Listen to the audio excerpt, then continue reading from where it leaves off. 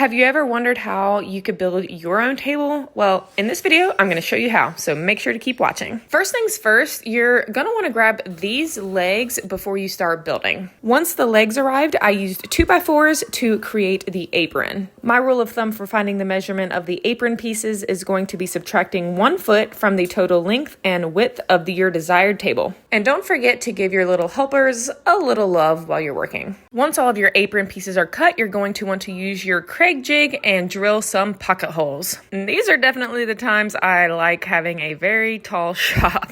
The table I'm building in this video is going to be a whopping 10 feet long and 3.5 feet wide. After the apron pieces have been cut to length and pocket holes drilled, it is getting down to the sanding. And who doesn't love sanding if you're not listening to this song?